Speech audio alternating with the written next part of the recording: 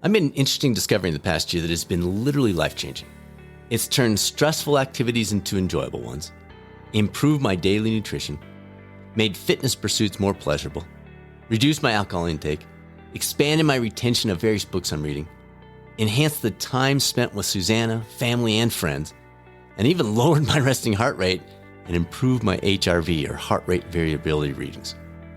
Now, before I share the details, let's pause and talk about vision.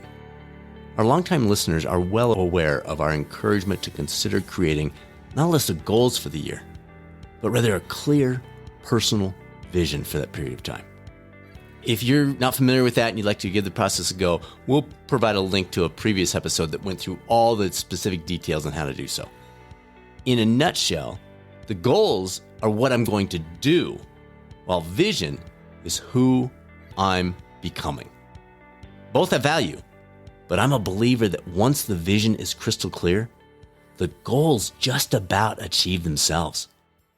So this past November, as I've been doing for, probably around 13 years, I sat down and began pondering what that vision might look like for the coming year. I generally do some journaling, sketching of stick figures and that kind of stuff initially. Then, over the ensuing weeks, I'll continue tweaking so that by the time the year wraps up and we're ready to kick off the new year, it's ready to roll.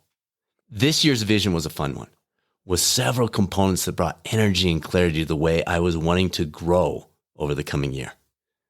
I'd left the entire left corner of that visual open, knowing my typical tendency is to think of some last minute addition. So this year I'd save the space for that last minute addition. And then it hit me. That is the key element of this year's vision. That top left corner, it didn't need anything added to it to complete the vision. The open space kept open was a big part of the vision. It didn't need to be filled. It was most valuable when held open. Which brings me back to the lesson learned. What was that discovery that seemingly changed everything? Margin. Instead of filling every available moment, make an effort to maintain some open space in life. And yes, I understand that for some of our listeners, you're in a phase of life where that simply isn't possible. You've already cut out social media, trimmed your TV time, said no to all the extras, and have even dialed in your Catalyst cornerstones of move, fuel, rest, and connect to enhance your energy level and focus for the hours you do have available.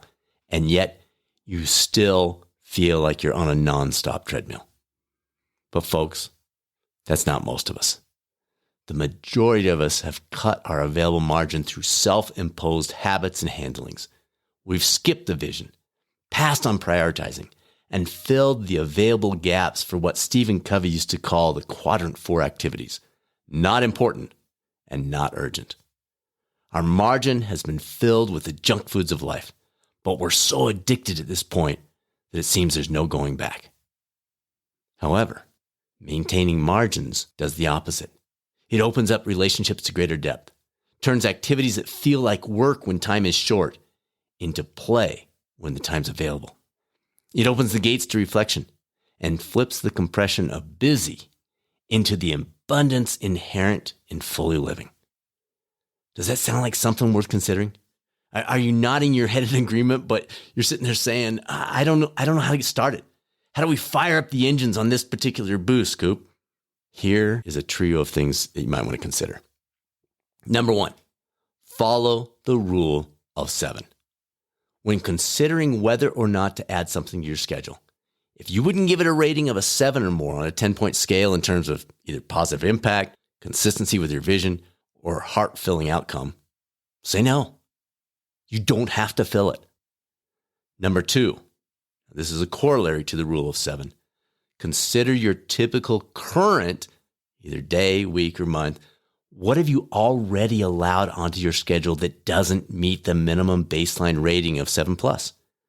Start trading things out. Trade out the 3s, like when we grab our phones and start swiping, for things that might be 8s. Maybe that's stepping outside in the sunshine and walking over to a tree or listening intently to the birds. Just like that NFL general manager who gradually fills the team under his direction with top-tier players who create more wins, your life will start producing the same. And finally, number 3, Next time you see a gap on your schedule, rather than filling it with the first available option, keep it open and see what happens. You might just be surprised by the magic that awaits you in the often hidden moments.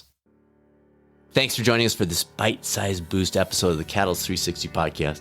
If you tuned in for our traditional interviews with the world's top authors, researchers, coaches, and athletes, we'll be back next week with a new one.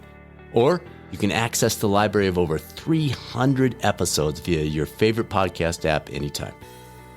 By the way, if you're an organization looking to bring in best-in-class personalized coaching to your employee team members, Catalyst Coaching 360 has been the industry leader since 2007 and might be worth a look. Reach out to us, results@catalystcoaching360.com, or pop over to the website catalystcoaching360.com anytime. And if you're an individual looking to pursue your MBHWC approved coach certification, please visit our Institute site, catalystcoachinginstitute.com, or reach out to Susanna with any questions at all. Susanna@catalystcoaching360.com. And now it's time to be a catalyst. This is Catalyst Coaching 360, Dr. Brad Cooper. Make it a great rest of your week, and I'll speak with you soon on the next episode of the Catalyst 360 podcast, or maybe over on the YouTube coaching channel.